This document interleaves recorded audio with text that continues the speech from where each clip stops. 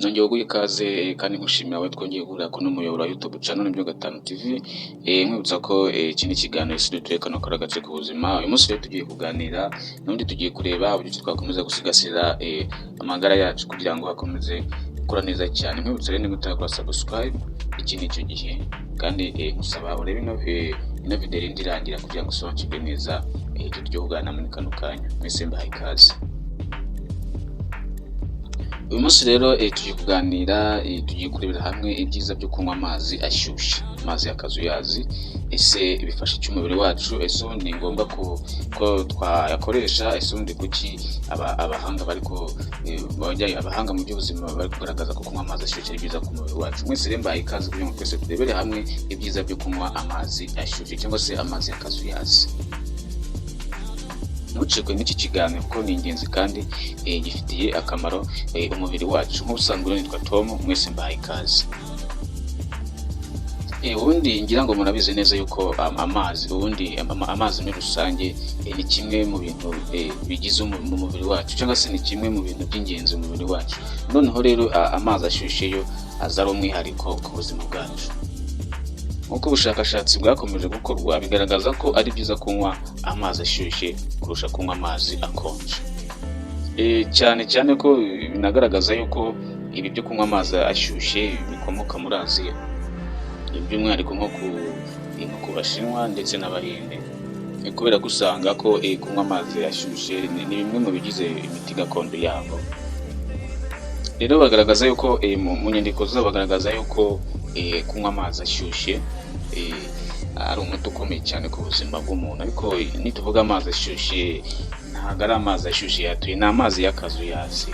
Amazi nyine nawe urabyumva, amazi ushobora kunywa ntugire ikibazo, ni amazi y'akazuyazi. Ayo mazi abahanga bemeza yuko ayo mazi asukura umubiri kandi akabasha gusohora imyanda yose mu mubiri. Ikindi kandi afasha utunyangingo tw'umubiri kudasaza imburagihe.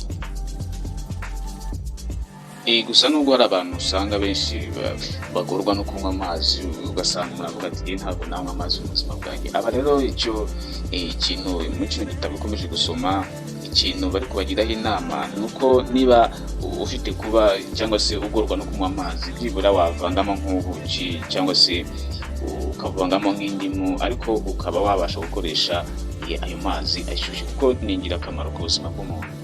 Ikindi kandi hano bakunze bavuga yuko aya mazi y'akazuyazi atuma umuntu agira uruhu rwiza, kubera ko agira uruhare mu gufungura cyangwa se mu gufungura utwenge tw'uruhu, hanyuma uruhu rukabasha gusohora imyanda, ubundi rukabasha gukweduka uko bikwiriye. Nanone kandi ikindi, kunywa amazi y'akazuyazi bifasha imigendekere myiza y'igogora. Cyane iyo umuntu yanyweye nk'iyo amaze kurya, biba bitandukanye no kunywa amazi akonje nyuma yo kurya. Nk'uko bavuga yuko igihe cyo kunywa amazi nyuma yo kumaze kurya ni iminota 30 umaze kurya. Areba navuga yuko amazi y'akazuyazi yonyine ari meza cyane kurusha akonje nyuma yo kurya. Kubera ko rero iyo umaze kunywa amazi y'akazuyazi atuma ibinure bigenda biyenga. Mu gihe rero iyo unyweye amazi akonjeho, ahubwo ibi binure bigenda byitsindagira mu mara. Nanone kandi ikindi wamenya, kunywa amazi y'akazuyazi bifasha abantu bakunda kuribwa n'umutwe cyangwa se kubabara umutwe, kuko aya mazi atuma amaraso agenda atembera neza mu mitsi neza. Ubundi umwuka wa oxygen ukabasha kugira mu bwonko neza. Birumvikana rero ko nimba umwuka wa oxygen ubasha kugera mu bwonko neza kandi bitagoye imitsi, kandi ubwonko bukabona umwuka uhagije, ibyo rero bihita bibasha kugabanya ububabare bwo kuribwa n'umutwe. Nanone kandi ikindi, kunywa amazi y'akazuyazi bituma nimba se urwaye ibicurane, bituma bigenda byoroha, kubera ko bituma mu mazuru hafunguka. Bityo rero bikagufasha. Nanone kandi nk'umuntu ajya ari kubabara mu muhogo, rero kunywa amazi ashyushye cyangwa se amazi y'akazuyazi byagufasha bigatuma horoha. Nanone kandi amazi atuma nyine umubiri ugira ubushyuhe, bigatuma imikaya ibasha gukora neza imikaya y'umubiri, igatuma yoroha, agatuma irushaho gukora neza, bigatuma n'ingingo z'umuntu zirushaho kurambuka neza. Nanone kandi kunywa amazi y'akazuyazi bifasha abantu bagira ikibazo cyo kugugara, kubera yuko nyine nk'uko twabonye amazi ashushe afasha gusukura inzira y'igogora, bityo rero bigatuma ibijyanye n'igogora bigenda neza. Ikindi kandi nanone muri kino gitabo bakomeza bavuga yuko ndetse n'abagore cyangwa se abakobwa bari mu kwezi kwabo bakaba bari kubabara, babagira inama yuko wakoresha ano mazi ashyushye, ano mazi y'akazuyazi byabafasha, kubera ko aya mazi ashyushye ashobora kurwanya ububabare.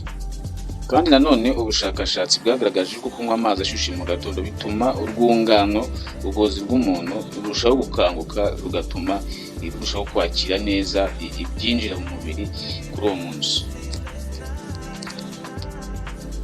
None kandi ikindi utakirengagiza niko gukoresha amazi ashyushye bishobora gufasha abantu kurwanya ubukonje. Urugero nk'abantu se wenda nk'abantu batuye nk'ahantu hakonje cyane, nabo gukoresha ano mazi ni ingenzi cyane, birabafasha. Kandi nyine bikaba byiza cyane iyo yanyweye mu gitondo ukibyuka. Kandi kunywa amazi ashyushye rero bifasha ubwonko neza mu buryo bwiza cyane, bifasha kugabanya ibinure biba biri hafi ya serire z'ubwonko, kubera ko iyo umuntu akoresha amazi ashyushye aragenda agashongesha bimwe mu binure byo mu mubiri. Nko ku bantu rero usanga bafite nk'ibiro nyine bikwiriye biri mu rugero, kunywa amazi ashyushye rero bibafasha kuba ibiro byabo bikomeza kuguma ku rugero rwabyo. Urugero kandi nk'abantu bakorera ahantu abashinwa bakorera, cyangwa se bahine, cyangwa se n'abandi wenda bakomoka muri Aziya, ngira ngo mubona yuko kenshi ntabwo bajya bakoresha amazi akonje. Uko biri kose agerageza buryo ki anywa amazi ashyushye. Nibwo atayanywa yonyine gusa, wenda ashobora no kuvangamo n'ibindi bintu nk'ubuki, ariko akoresha buryo ki anywa amazi ashyushye, kubera ko biri mu miti gakondo yabo. Kandi nanone nk'abantu bafite ibiro byinshi se, nanone mushobora kujya mwikoreshereza amazi y'akazuyazi kuko yafasha cyane.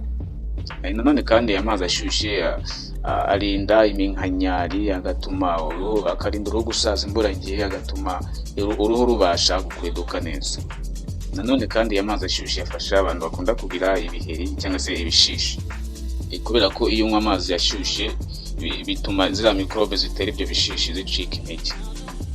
Nanone kandi aho usanga abantu benshi bagira ikibazo cy'umusatsi, ugasanga umuntu afite umusatsi upfukagurika, ubundi se ugasanga umuntu ari kuzana uruhara byihuse. Rero iyo ukoresha amazi ashyushye akurinda ibyo byose, cyangwa se nera byo kuzana imvuvu mu mutwe. Rero ukoresha amazi ashyushye bituma arwanya ibyo byose.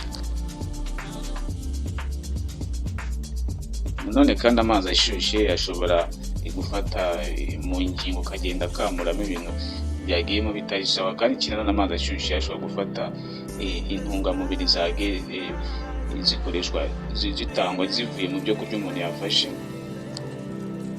ubundi ayo mazi akabasha kuzigeza aho zikenewe mu mubiri. Kandi nyine kunywa amazi ashyushye bifasha amaraso gutembera neza, bigatuma agenda neza mu mubiri. Nanone kandi bifasha urwungano rw'inkari gukora neza. Rero aho kugira ngo ujye ubyuka unywe ibindi bintu cyangwa se ibindi bintu by'ibyayi bimeze ukundi kuntu, icyiza kirushaho nuko wajya ushobora kubyuka ukinywera amazi y'akazuyazi, kuko ni meza, uba ukoze umunsi wawe neza. Nanone kandi bakomeza bagaragaza yuko nubwo kuyanywa mu gatondo ari byiza, ariko ntabwo ari byiza mu gatondo gusa, kubera ko na nimugoroba na kuri umuntu aba agiye kuryama ushobora kuyanywa. Urugero nk'abantu bakunda kubura ibitotsi, ushobora iyo udasinzira neza ushobora gufata amazi yawe ashyushye y'akazuyazi ukayanywa. Icyo gihe ibitotsi urayibona umubiri ugakora neza cyane. Nanone kandi nk'uko twabonye ko amazi ashyushye ari meza cyane, gusa hari icyitonderwa. Ntabwo ari abantu batemerewe kuyakoresha. Ku bantu barwara igifu ugasanga mu gifu cyabo harimo udusebe, ntabwo bemerewe gukoresha ayo mazi ashyushye y'akazuyazi. Iyo bayakoresheje bituma imiyoboro y'amaraso ikomeza kwiyongera, bityo ugasanga muri twa dusebe tw'igifu harushijeho kubarya cyane. Nanone kandi ikindi kintu ugomba kwitondera, urabona nk'uko wenda tuvuze tuti amazi ashyushye nk'uko tuyibonye ari ingirakamaro, ariko ushobora nko gufata amazi ukayateka. Ari nk'umuntu ushobora gufata amazi akayateka, yamara kuyateka wenda si igihe yahoze, avuga ati ubwo ngiye kuyanywa reka nongere nyashyushye nyanywe ashyushye. Iryo ni ikosa rikomeye cyane. Nimba amazi wayashyuhije, inzoka amazi wayashyuhije, aho kugira ngo ongere uyashyushye uyanywe uyashyuhije, ni ikosa rikomeye cyane, byaruta ukanywa amazi akonje. Rero ubushakashatsi bwakomeje kugaragara yuko amazi yashyuhijwe bishobora, iyo amazi yari atetse ukongera ukayashyushya, bishobora no kukubyarira no kugutera kanseri.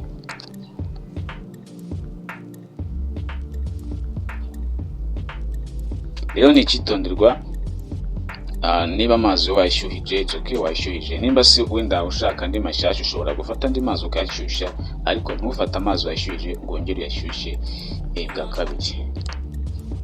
Cyangwa se ugafata nk'amazi ashyushye ukashyiramo amazi akonje, ukafata nk'amazi ashyushye ukayafunguza amazi akonje, nabyo ni bibi cyane, ntabwo ari byiza. Nanone kandi si byiza kunywa amazi ashyushye urimo uranarya. Ibyo ni ikosa rikomeye cyane. Ni byiza rero ko kuba amazi wayanywa mbere y'isaha y'uko ugiye kurya, cyangwa se ukayanywa nyuma y'isaha y'uko urangije kurya. Nanone kandi nk'uko twarimo tubireba, amazi ashyushye cyane si meza, kuko hari ibyo yakangiza umubiri. Ahubwo amazi y'akazuyazi iyo uyashyizeho mu gihe ubona ko atangiye kuba akazuyazi, aho ni sawa wayakuraho ukabona wayakoresha, ariko amazi ashyushye cyane ntabwo ari meza. Ikindi nanone ugomba kwirinda kunywa amazi ashyushye umaze gukora siporo ako kanya, kuko n'ubundi umubiri uba ugishyushye. Rero ntabwo ari byiza gukoresha amazi ashyushye mu gihe umaze gukora siporo. Rero turebye muri make, usanga amazi ashyushye ni meza cyane ku magara ya muntu, gusa nyine ukirinda kunywa amazi ashyushye cyane, kandi ukirinda no gukoresha amazi menshi y'ikirenga. Niba ugiye kuyanywa, nturenze ibirahure bibiri. Ikindi kandi ntukanywe cyangwa se gukoresha amazi y'ikirenga arenze ayo usanga ukoresha ku munsi. Rero unywa amazi aringaniye kandi wirinde kuyanywa buri munsi. Ikibi ni ukutayanywa wowe gusa yakoresha, ariko ye kukubera nk'ikiyobyabwenge, kuko urabizi ko iyo ikintu cyose kirengeje urugero ntabwo kiba kikiri cyiza, gusa kigenda gihinduka n'ukundi kuntu. Ndagushimira ko twabanye muri kino kiganiro. Niba cyagushimishije, kora like kuri video kandi uyisharinge no ku nshuti zawe. Ikindi kandi nimba utari bwakore subscribe kugira ngo uri gucika iki nicyo gihe, kora subscribe kandi no video uyisharinge n'abandi bashe kuyumva. Ndagushimira ko twabanye, naho mu bindi biganiro byo butaha. Nitwa Tom, Imana ibahe umugisha.